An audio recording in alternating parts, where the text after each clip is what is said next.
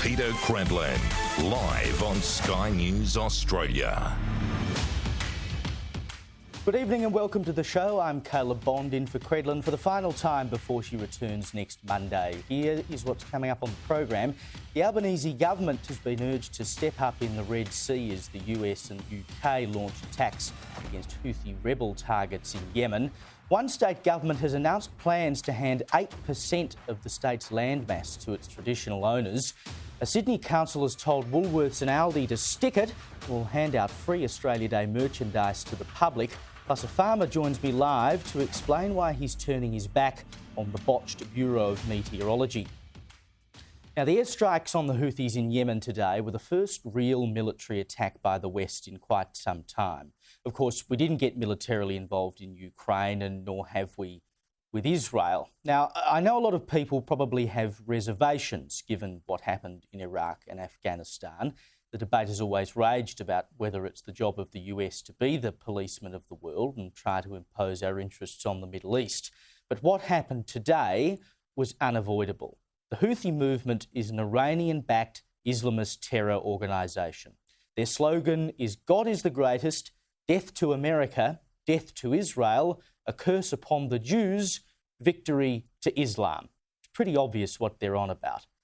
They've carried out at least 26 attacks on ships in the Red Sea since November 19, including the Galaxy Leader, which they hijacked at gunpoint and then took back to Yemen.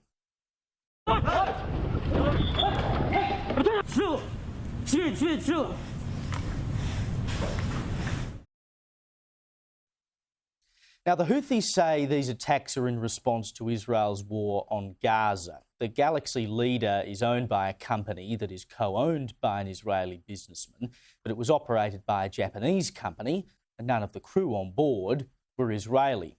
It's now being used as some kind of tourist attraction in Yemen, would you believe? Many of the other boats attacked have had no obvious connection to Israel at all.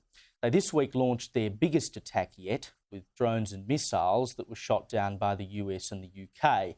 Now, I've said all along that what's happening in the Middle East at the moment isn't just about Israel versus Hamas, it's about the West versus the rest. It was abundantly clear in all of those demonstrations through our cities. You just scratch below the surface, and those people aren't just there to say they're upset at the deaths of Palestinian civilians. It's about their complaints with Australia, their complaints with the US, their disdain for our Western values. From the river to the sea, as we know, basically means the elimination of Israel. None of it's about ending the war, it's about defeating the West. And so it has been with the Houthis in the Red Sea. Palestine is the excuse. We're standing in solidarity with Gaza. But it's actually about Iran using a proxy group to attack the West.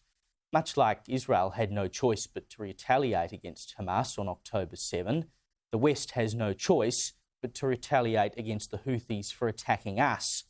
The Red Sea is one of the most important trade routes in the world. About 12% of all global trade and 30% of cargo shipping moves through the Red Sea.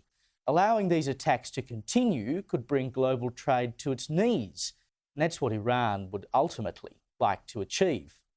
Eliminating Israel is one thing, but they would wipe out the entire West, given half the chance. But there are a couple of issues here. The first is that the US has continued to give billions of dollars to Iran. Joe Biden gave them $6 billion in September to help secure the release of 5 Americans. Now, the money was meant to be for humanitarian purposes, but God knows where it ended up. Then he freed up another $10 billion for Iran in November. Iran funds Hamas, it funds Hezbollah in Lebanon, and it funds the Houthis. Other Iranian-backed groups have been attacking US troops in the Middle East since November. How monumentally stupid do you have to be to keep giving tens of billions of dollars to an outfit that then uses that money to attack the West? Then you come to Australia. Defence Minister Richard Marles said earlier today that Australia supported the attack by the US and the UK. The actions that have been taken today, supported by Australia, are about maintaining freedom of navigation on the high seas. They are about maintaining global trade. And that is completely central to Australia's national interest. But remember that only a few weeks ago, the US asked the Albanese government to send warships to the Red Sea to help in its peacekeeping mission, and we refused to do so. Instead, we sent a handful of defence personnel. And as things are heating up, the Houthis are getting more and more bolshy, we still refuse to send a warship. And we set up AUKUS as an alliance of Western military allies to look out for the interests of the West. And when we're called upon to do our bit, we're effectively missing in action. We should be sending a warship up there right now. This was Shadow Treasurer Angus Taylor today. We remain deeply concerned that this weak Prime Minister and weak government is not taking the action they should. They haven't provided a ship. This is not just a national security issue, which it clearly is. It's a global security issue. It's also a prosperity issue, a cost of living issue, because if we lose those sea lanes, we're all going to pay more for everything. And then you have the dopey Greens. Their defence spokesman David Shoebridge said today, quote, "The Biden and Albanese administrations repeatedly say they want to avoid the conflict in Gaza spreading in the region. Then they do this. The hypocrisy is astounding and damaging to both nations' credibility. Supporting the bombing of one of the only ports in a country that desperately needs to receive medicine, food and supplies is horrific. In the context of Yemen, it's an effective death sentence for thousands of people." Now, the Greens would presumably prefer for global trade to come to a standstill and for us to just sit idly by while Islamist terrorists attack the West. But we've always known they're a bunch of self-loathing, anti-Western frauds.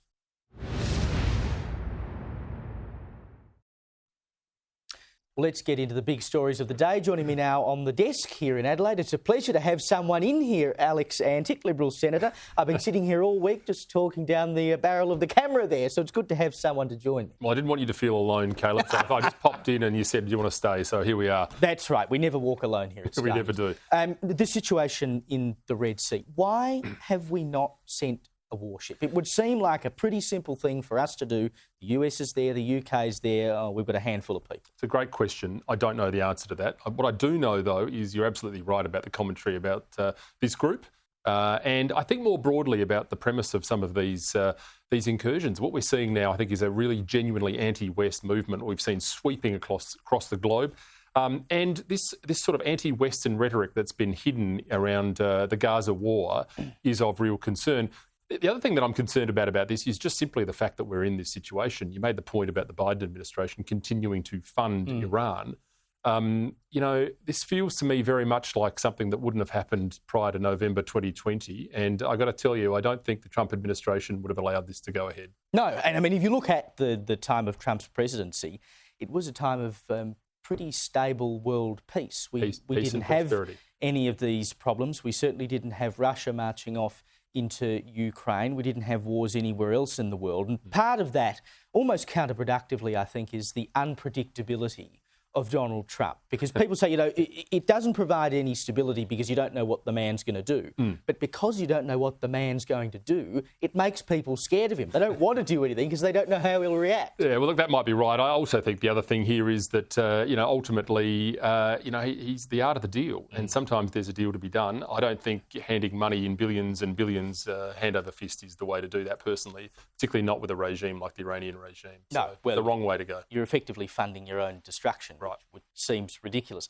How good is this? The Mayor of Fairfield in Sydney, Frank Carbone, has come out today, and Fairfield is a high migrant population area, very diverse population in Western Sydney.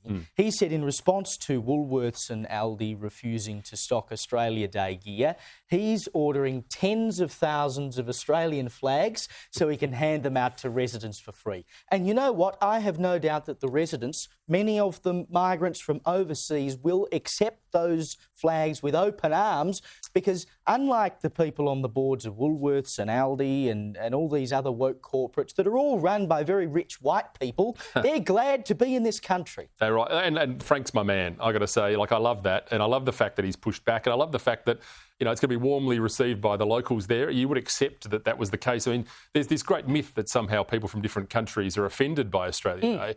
Quite the opposite. I always remember the people that were, probably most active during that period when I attend these Australia Day ceremonies are very much the new immigrants, and that's a great thing. Look, these corporates continue to surprise us. It wasn't that long ago that the corporate sector used to take the view we don't want to offend our market. Now they're just flying with ESG. ESG is a poison on the corporate sector, and the sooner they learn these lessons, the better. In the meantime, maybe Frank's going to have to teach them a lesson. Well, maybe we should put Frank in charge of Woolworths. But why do they keep making these decisions? Because, of course, during the Voice referendum, you had all of these corporates. I think the majority of top 20 ASX companies supported the Voice to Parliament. They tipped in something like $50 million collectively into the campaign. We know that didn't work. Now, that appealed probably to the federal government. They've got their ulterior motives for that. But more broadly, things like Bud Light, we saw last year using transgender TikToker Bill and Mulvaney to promote their products. Every time they do this, there's a backlash. So what do they actually gain out of going down this road? That's a great question. Look, I think ultimately this comes from a bigger global push. We're seeing this sort of language of ESG coming out of the World Economic Forum, which of course is going to meet on Monday again to give us more pearls of wisdom, things we should be doing. That's what we need. The place where billionaires tell millionaires how to make the rest of us live. So we'll expect more of that. But look, I think honestly that's where it comes back to. The corporate sector has now been weaponised for a greater push, a societal change push, where what we're expecting out of corporates now is them telling us how to live. They've realised this is an easier way than controlling governments. Controlling the corporate sector is the way of the future. And until people push back on it, until consumers show their displeasure, as they did with Bud Light and as they did with Gillette prior to that, by the way, if you remember the toxic masculinity campaign, it's going to continue. As I said yesterday, and of course Peter Dutton was saying yesterday as well, which he's copped some heat for, spend your dollar where you think it is best spent. And spend it locally. It is the power of the consumer. I know the average consumer thinks, well, I'm only one cog in the wheel, but if enough people do it, it can have an effect like it did with Bud Light. This COVID inquiry that the federal government commissioned last year, which isn't really a COVID inquiry, it's a quasi-kangaroo court type thing to avoid any kind of actual inquiry into what happened during COVID. The opposition's now calling for it to be beefed up so we can force Daniel Andrews and force Anastasia Palaszczuk to come before it. Something tells me it's not going to happen.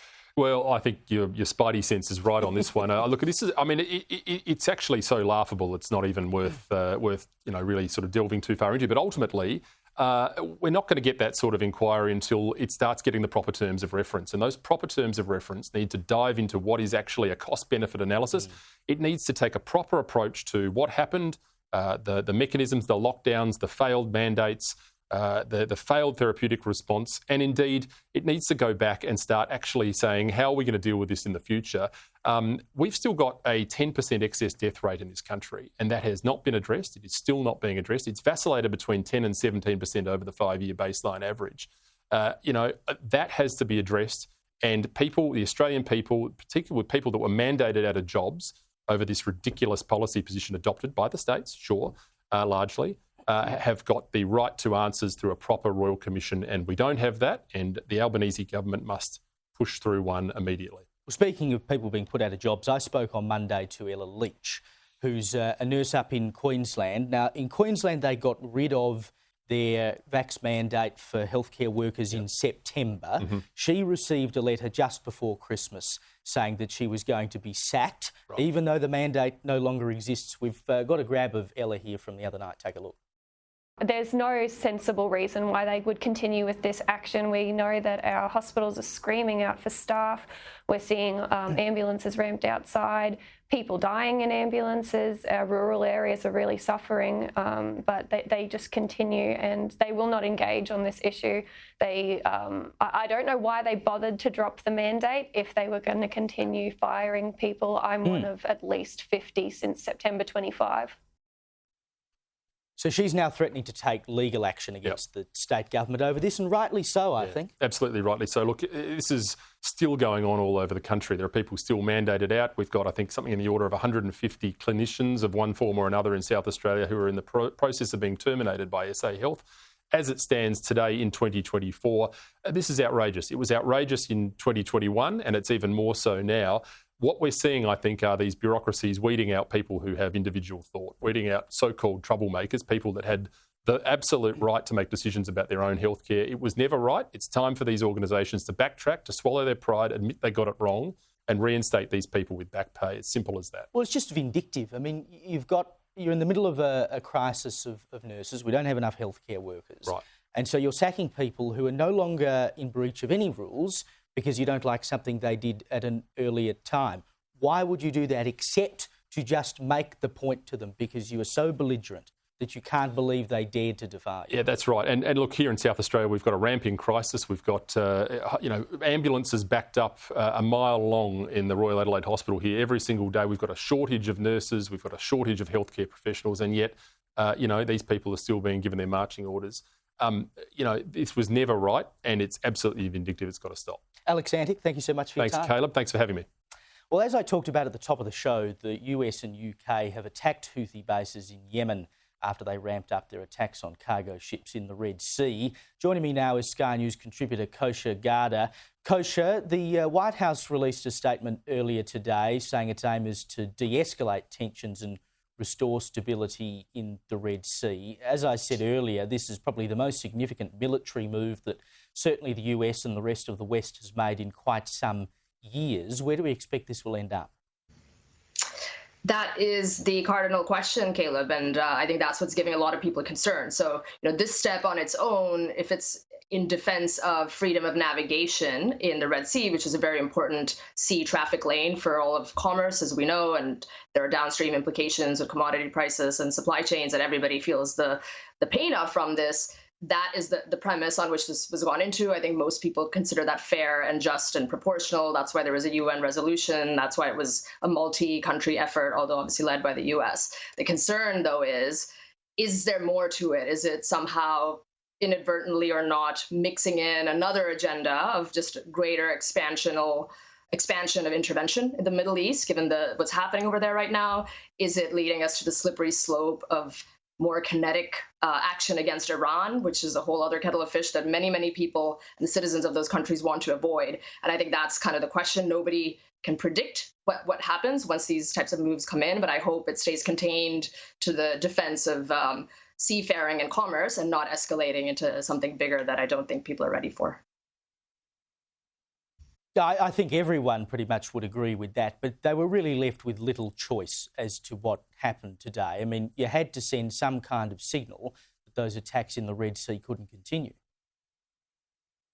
For sure. And I think, there were lots of warnings. I think it started from November, so it's not like it was a knee-jerk reaction right away. It's been many weeks. And that's why it was done in a more of a proper way with the UN and so forth involved in this, leaving aside what many people I think of the UN and all of that. I think for matters like this, it's good to follow that proper process. So that's true. We can hope that it was strong enough, like you want it to be proportional and strong enough that you contain any escalation into directions that we can't predict. But it's anybody's guess where it goes from here. Hopefully this stays within that, but anybody who says that they know where it's going to go after this probably isn't being honest. Well, the Houthis have promised us reprisals. In what form might that come? I mean, they've got limited ability, and we know what their ability is in terms of their ships and the kinds of things that they've been doing so far. So they could sort of do like needling, if you will, of repeated attacks, such as what they've done since November. Something escalatory for them, obviously, would be if they took hostages or, did something like that. That would be an escalation, and then they would should expect to see some kind of retaliation in there. But hopefully moves like this will keep them contained, and you might just see them doing just a little bit to continue inching forward, but not earning the ire of the US and its allies in a more significant fashion, because that wouldn't be good for them. Let's take a look at some of the other news out of the US today. Donald Trump was barred from giving a formal closing argument in court at his civil fraud trial in New York. It's come to an end now, but he defied the judge with a barrage of attacks, accused him of having his own agenda. Why was Trump denied the opportunity to give a closing statement? That's another question. A lot of people consider this really a show trial in many ways, both starting from the premise of what the indictment is about all the way to how it's been conducted.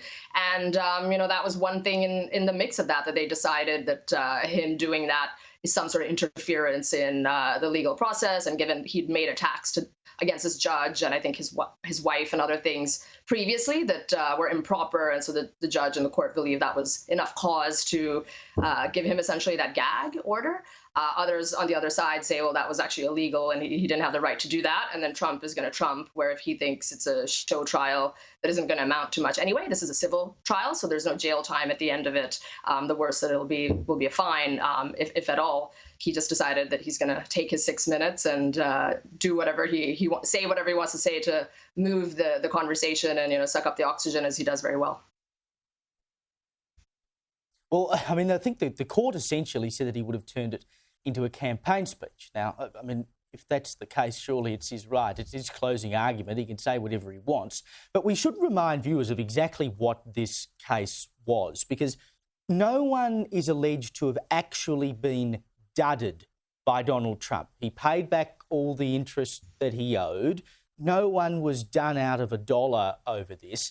They're basically just saying that he inflated the value of property he owned, etc., to get higher loans that he then repaid. They are victimless crimes. Yeah, that's exactly right. Of the 4 cases that he's facing right now, this is the one that most people, legal scholars on both sides of the political aisle, by the way, think and recognize as a complete joke, because as you correctly said, there is no plaintiff, truly. I mean, the plaintiff is the state is deciding to sue him, but there are no victims. He paid back everything, as you said, with interest to the banks. So the state is intervening on behalf of the banks, saying that he inflated his property values in order to get favorable terms for his loans. Anybody who's dealt in property knows how the whole appraisal and valuation process works anyway. The banks did their own due diligence. They're not alleging any harm. Everything was paid back with interest on time. So the whole thing, hence I use the term, show trial, is how people think of it. And he stuck with it. So he thought, you know what, I'm not going to abide by this gag order, and I'm going to say what I need to say, which he did until he was cut off by the judge. Well, as I've said for many months now, the more of these cases they bring, the better it gets for Donald Trump, because it simply makes him more popular, because he can come out and say, well, look, they're coming after me because ultimately they want to come after you, and they keep proving the point. Kosha Garda, thank you so much for your time. Well, don't go anywhere. Still to come, one state government is preparing to hand over control of 8% of its land to the quote-unquote traditional owners. More on that shortly. Plus, why farmers are getting fed up with the Bureau of Meteorology. Don't go away. Well, Western Australia is offering to hand over 8% of the state to Indigenous people. The bill that's being drafted by the Cook Labor government will smooth, quote-unquote, the transfer of the vast estate known as the Aboriginal Land Trust, which covers 20 million hectares, including 284 parcels of land, 142 permanent Aboriginal settlements and 5 pastoral leases, out of the hands of the state government and into the hands of Indigenous people. Well, joining me to discuss this is Pastoralists and Graziers Association WA President Tony Seabrook. Tony, your association played a major role in killing off Labor's heritage laws last year, which of course would have meant that if a farmer wanted to, put a post box at the end of his driveway or put a fence post into the ground, he would have had to have gone off and asked the local Aboriginal people, or more to the point, an Aboriginal land corporation, which wants a lot of money to do it, for permission. There are pastoral leases included in this land that is said to be handed over. Do you have any concerns? Well, Caleb, first of all, look, let's share the credit on this one, because if it wasn't for what you guys did and the coverage that we got over East, especially on Sky, I don't think we would have achieved the goal that we did. So, look, thanks a lot, guys, for that for a start. Look, this is typical Labor spin. It's unbelievable that they are making this out as though it's some great and magnanimous gesture. As you said earlier on, the Aboriginal Land Trust has held this land in trust since 1972. And my understanding is that you need to have a permit to go onto those lands. They have a veto over mining. It's not as if they've snatched a whole lot of land that was available to ordinary people and handed it over. You need to also ask yourself the question, what would Jacinta Price say about this? This is the separatism thing. Again, this is building a nation within a nation. And it's a bit of a worry, because there's more than that. It's a desperate worry, because we need to bring Indigenous people into our world, into our communities, get them educated, get them into trades and a whole raft of things. and just sort of maintaining and promulgating. You said 142 communities out there. My figures are a little bit less than that, but then I'm down to the point where I'm talking about communities that require police, teachers, medical people, water and sewerage. So, it's a very complex debate we're entering into. Well, surely the other solution and the easier solution would be, instead of to hand all of this land over, 8% of the state's land mass, which, as I said before, includes farming land, pastoral land, you take the land that these communities sit on and simply hand them over to the people who live there. Because the crux of the issue, supposedly, is that the land that these people are living on is owned by the state government, so the people who live there are essentially tenants of the state government. So they want them to have some ownership of the land. Well, give them ownership of the houses that they're living in, give them ownership of the land that they're directly living on, and leave the rest as it is. Caleb, I couldn't agree with you more. You're right on the money there. The issue about the pastoral leases, that is a worry, because these are actual pastoral leases and they should not be put into a situation where they cannot be transacted. Now, that is really bad news, but it's only a small proportion of the pastoral leases that are there. But one of the big issues here is, and I'm led to believe that no matter what happens in this trust, it still doesn't give these communities or anyone in them any free title over their land. And you're not going to care for anything or treat it in the same way you might as if it was yours. So once again, look, it's just damn tokenism. And when I see the parlous condition, what's going on up in the Kimberley in particular, the drinking, the mayhem, there's a lot of fires being lit up north out of the attitude and the friction between Indigenous communities and the white communities. There's a lot more that a government with a true conviction and a bit of courage could do. And the cashless debit card, it's absurd that you give people that are basically addicted to alcohol the capacity to buy more and more of it. And most of all, we know about the kids that have been born with alcohol fetal syndrome, but what about the mothers that are pregnant right now and are drinking? For God's sake, let's do something about this and not just tokenism. The wash-up after all of that business with the heritage laws, of course, the government scrapped them in the end. It feels like they've been hurting a little bit since then, and this is sort of their attempt to try and get over the defeat that you achieved.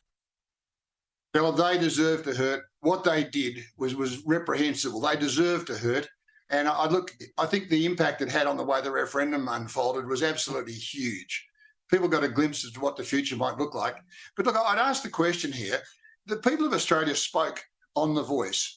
And to brand them as rednecks and ignorant, noisy people, that was a grubby thing to do. This was considered opinion of the majority of the people of Australia. The two leaders in this debate, Warren Mundine and especially Jacinta Price, they had some fabulous solutions and a way forward. And where are they? Are they being heard? The media, the press, ABC in particular, they just will not concede the fact that they got it completely wrong. And there are people out there that have a solution, and bring them into the room and start talking to them about what might be done. And unfortunately, look, you nailed it. This is a halfway measure that in the end history will judge very, very poorly. Well, they could get all these people in a room. They could even call it a voice to Parliament if they really wanted to. They could legislate one tomorrow, just as they could have legislated one a year ago. But anyway, I won't hold my breath. Tony Seabrook, thank you so much for your time. Well, farmers are lashing out at the Bureau of Meteorology after its dry summer predictions turned out to be an absolute washout. Landowners, particularly in South Australia, say horrifically inaccurate rainfall predictions risk crippling their business. Well, for more on this, I'm joined by the Managing Director of the South Australian Cattle Company, Tim Burville. Tim, what sort of impact has this had on your company? I mean, we were told that it was going to be this hot, dry summer. I'm in Adelaide at the moment. I'm in South Australia. I'm living up in Sydney these days. So I come down to Adelaide and I thought, oh, my God, I'm going to get a proper Adelaide summer. It's going to be hot and it's going to be dry. Well, it's been just as muggy and just as humid and just as wet as if I'd stayed in Sydney, which is not what they told us would happen. But people like you have to make decisions about crops, etc., on the basis of these forecasts. Well, clearly, Caleb, the bomb has been drinking the climate change Kool-Aid from Chris Bowen's office with their forecasts of late. They've just been completely inaccurate, well off the mark, and they've lost all credibility in the farming industry in relation to their forecasts. I mean, you've got farmers now forking out their own money for private forecasters because they can't trust the bomb. I mean, what an absurd situation to be in. We have a taxpayer-funded Bureau of Meteorology. Surely we should be able to trust that they can come up with the right answer. Isn't it? It's incredible. I'm led to understand that the bomb costs the taxpayers $850 million a year, yet we can't trust what they're putting out. So people like myself and thousands of other farmers are having to pay for their own private forecasting service. Essentially, at the moment, the bomb couldn't forecast a sunrise, Caleb. And yeah, if this is a drought, it's got to be one of the wettest droughts I've ever seen. Well, we wouldn't put them in charge of the TV guide either, because people would probably be turning on the telly at 8 o'clock tonight expecting to watch me, but they won't get me. So the decisions that you made and other farmers made on the basis of the predictions the bomb made, what sort of effect has that had on your bottom line? Look, 2023 was a disastrous year for anyone in agriculture, particularly livestock. The bomb continually told farmers that would have a hot and dry year in 2023, and it completely collapsed the confidence in the industry. We saw livestock prices from the start of the year in January 23 to mid-November drop by as much as 70%. Now, if to put that into dollar figures, let's say it's $1,000 per steer or heifer that you're selling, and you're selling 1,000 animals a year, that's $1 million straight off your bottom line. It's unbelievable what happened. And then in November, lo and behold, it started raining and it hasn't stopped. So basically, it was a made-up crash. But what are you meant to do about that? I mean, you know, Sorry, you were just breaking up there, but what are you meant to do about that? I mean, you make a decision on the basis of the information that the Bureau of Meteorology gives to you, and you take it at face value, as I think most people have from the bomb for a very long time. It turns out to be wrong. Well, you're up the creek. Exactly right. And look at them. It's got to the point where we just laugh at the bomb's forecasts, throw them in the bin. And I will say this. What's happened recently, the only positive, farmers have been on this for a long time, but the bomb's performance with Cyclone Jasper in Cairns recently was just diabolical. And now it seems the wider community is cottoning on to how inaccurate they are. And just because I'm calling out the bomb and the inaccuracy of their forecast and the fact that I'm a farmer, the left come at me and call me a climate change denier. Well, what are we supposed to do? Do we just sit here and cop their rubbish forecasts spewed out by the bomb? I think not. Look, we need change.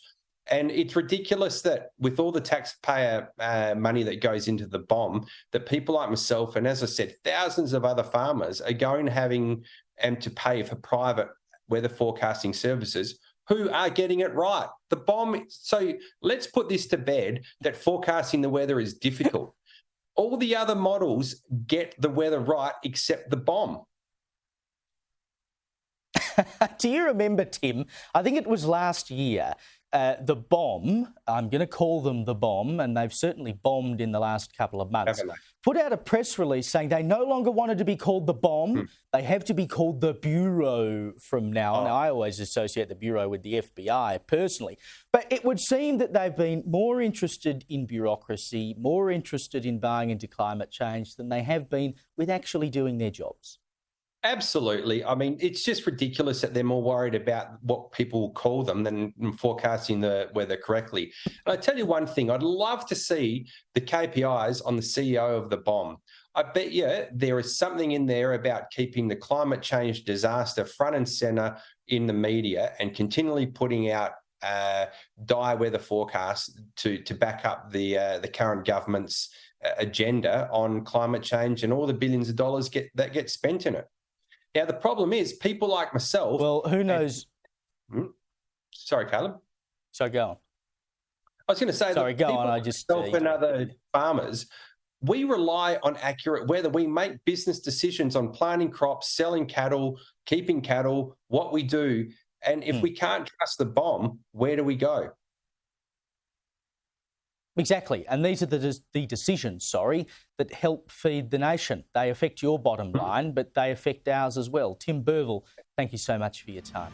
Well, after the break, the Northern Territory government is under fire over its lack of action on issues in Alice Springs yet again.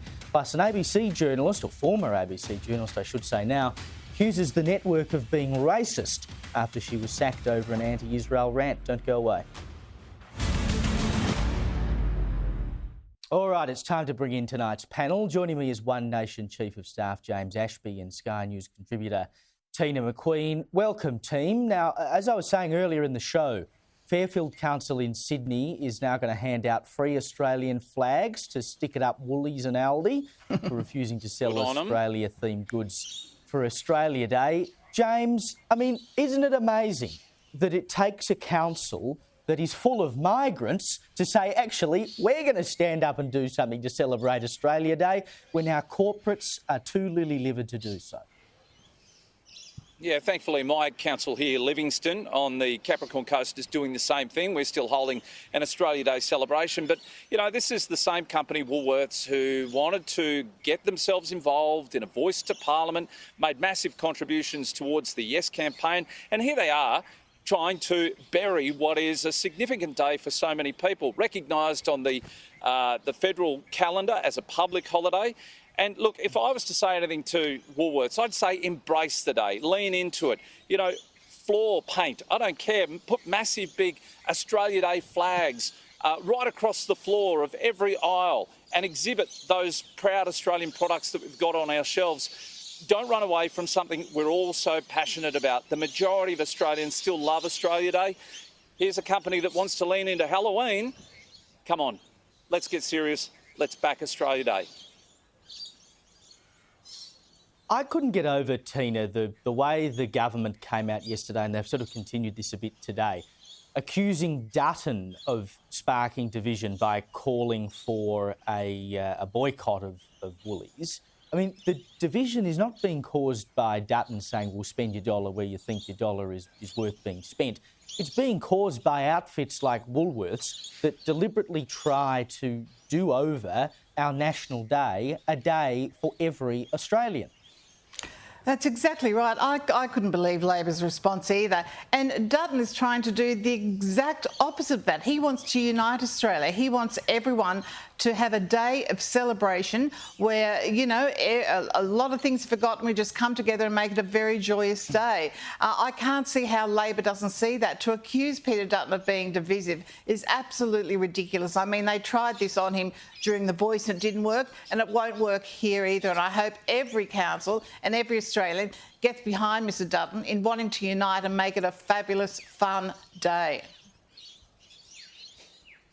Our former Northern Territory Labor MP has blasted the current Territory Labor government over its inaction on issues affecting remote communities. Scott McConnell, he spoke exclusively to Sky News and said that the Darwin-based government has no interest in things taking place in places like Alice Springs at the moment. Of course, we talked extensively about this on Sky last year, James. We're one of the only places that did talk extensively about it. The coverage you got over on the ABC, of course, was accusing everyone of being white supremacists for being worried about what was going on in Alice Springs. But you still have the same people going through the same issues, and we've all just sort of forgotten about it. Yeah, Caleb, the problem is it's not just this bloke who's now out of politics, but the same thing occurred straight after the Voice to Parliament referendum. When we went back to federal parliament, we had Labor senators, I can only speak on the side of the Senate, but I heard Labor senators openly admit to Senator Hanson herself, you were on the right side of the debate and we wish that we could back the same side you were on. But see, the thing is, the Labor Party don't say anything when they're in government. And the problem with that is that you're not getting proper, true representation. This bloke identified the real serious issue in a lot of Aboriginal communities. A lot of these kids aren't forced to go to get an education. Their parents just, sadly, don't care enough. And we've got great facilities. We've got great programs in place for these kids. This is not about bridging gaps. This is about giving kids an opportunity to better themselves, better their communities, and ensure that they integrate themselves broadly, not just here in this country, but end up being great representatives if they choose to go and work overseas, wherever it may be. We've got great programs out there. I wish more Labor people would speak openly and honestly when they're in Parliament rather than when they exit our Parliament. Great opportunities ahead for Aboriginals. Well, remember, Tina, the Prime Minister was going on about how we needed the voice to Parliament to empower the people in the Aboriginal communities. He cared about them then, just as long as it scores you political points.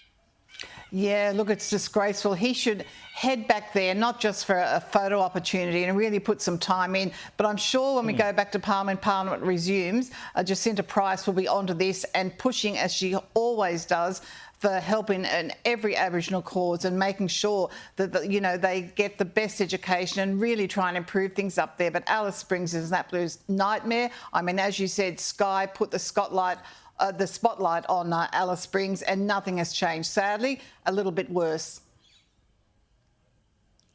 Now, we talked last night about the fact there's trouble in Paradise, and I'm referring to Queensland's Paradise Dam near Bundaberg, which has now been abandoned because the construction defects are just beyond repair.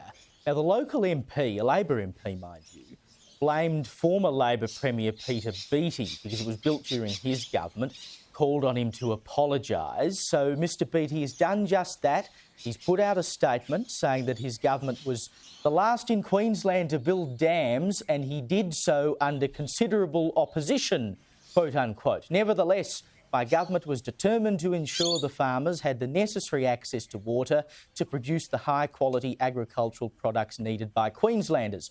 On behalf of my government, I accept full political responsibility for building the dam and looking after Queensland farmers. For the problems with the dam, I apologise to the local farmers and community. The buck stops with me and I have never run away from my responsibilities. Now, Peter Beattie, of course, as Premier, was famous for apologising. It was a great political masterstroke because it makes you look human. They go, OK, well, you got something wrong, you apologise for it, at least you can admit your mistakes. But I did enjoy there, James, just that little bit of ribbing about the fact that dams are not being built. Well, we haven't built one since. And I think this cost about $200 million during the day when Labor did build this dam. It didn't last very long, as we all know. I must say, Caleb, I hope the current Premier here in Queensland, Stephen Miles, takes a leaf out of the former Premier's book and actually apologises. Let me start with crime here in the state that they have not been able to arrest, the lockdown laws that they had in place during COVID. None of those they've apologised for, more recent events. But here we've got a problem where we've already spent $1.2 billion on trying to keep this damn wall propped up. All to what? No avail whatsoever. It needs to come down. We're going to lose a water resource there for the meantime. It's already less than 50% capacity. Queensland farmers need this. It is the lifeblood, along with mining in Queensland, what feeds this spending habit of a Labor government. So I hope they get their act together. I hope that we don't tear that damn wall down without properly implementing a brand new scheme which will build in front of it. Oh, Caleb, I think the only hope is a new government in Queensland. Honestly, that's the only hope. Stephen Miles isn't going to do anything about this. Well, and we just don't build dams. I just can't get over it. How dumb are we as a country? I say it again and again. You know, Dorothea McKellar wrote more than 100 years ago about us being a land of drought and flooding rains. And we don't build dams. We have all this water comes down, we don't save any of it, then it's drought and we've got no water. I mean, the definition of insanity is doing the same thing over and over again and expecting a different result. The journalist Antoinette Lattouf, she was working at the ABC over summer, filling in on ABC Radio Sydney. She was axed in December after posting a series of anti-Israel rants on social media. Now she's claiming in legal action that she was sacked because of her race, and she's also claiming that the ABC is unsafe and discriminates against people of colour. James, am I living in some alternate universe here? Caleb, The ABC is one of the most racist organisations to work for. Let me say it very clearly. If you are white, male, heterosexual and conservative, you are targeted. Look, this bird was only on a 2-week casual stint. She was sacked from a 2-week casual stint. I don't know what she's whinging about. There was another woman sacked from Triple J for similar circumstances. We haven't heard boo from her. We hear another one's resigned today from the ABC saying they're a racist organisation. The ABC have the most diversity out of all government departments. I don't buy it. They're actually not diverse, James. You can never find a Conservative on the ABC. Never. So, you know, there's no diversity. That's true. They're not... Yeah. Whether or not they're racist is one thing, but they certainly have a bent against a certain side of politics. We know that for sure, don't we? Yeah. Tina McQueen, James Ashby, thank you so much for your time tonight. Well, still to come, the Gold Coast is buzzing with excitement as the Magic Millions gets underway. All the latest on that next.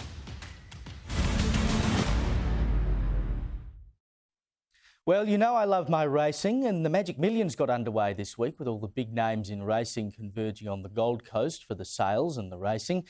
Gai Waterhouse and Denise Martin are the first inductees into the Racing Women Hall of Fame, and the show jumping with a $1.45 million prize pool was taken out by the Equine International Air Freight team, including my friend Jess Pateman riding. She and her husband Steve are a big part of the jumps racing scene in Victoria. Can't wait to see them on the track again later this year. And hello, by the way, to Jess's parents, Sherry and Barry. Congratulations. I know they'll be watching if they're not at the pub. Anyway, let's get the latest from the Gold Coast with Sky News reporter Holly Edwards-Smith. Holly, take us through some of the great events of this week. The sales started earlier in the week. What's some of the biggest sales we've seen so far?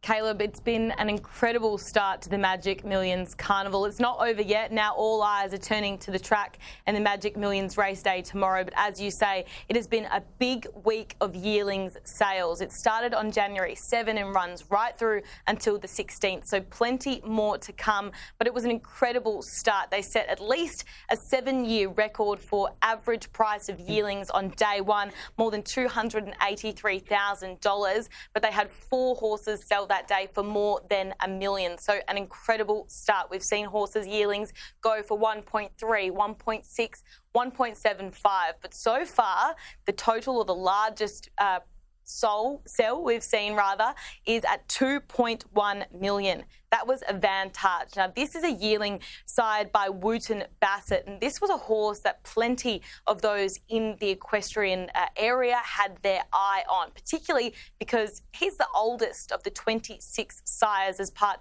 of this year's Magic Millions yearlings sales. He has sired 27 group winners across 5 countries, 9 of them Group 1 winners. So an incredible stallion who has produced some incredible yearlings and so far holds that top spot, $2.1 million for Advantage. Now, as you say, this has been a big week and it's not done yet. So if we look at the Magic Millions race day tomorrow, that boasts $14.25 million in prize money across 11 races. A huge day, plenty to look forward to, including the 2-year-old Classic and the 3-year-old Guinness. Races start from 11:20, and if you still haven't got your fix, there's also a night yearling sale from 6 p.m. tomorrow too, Caleb. Oh, I tell you what, $2.1 million for a yearling. I'm dealing in much cheaper horses than that, but I might have to chat to my accountant about what we can get on the track next year. Holly Edwards-Smith, thank you for your time. Well, that's all the time I have tonight. Thank you for your company. Peter Credlin will be back at 6 p.m. on Monday. Up next, the Rita Panahi Show with my late debate compadre, James McPherson.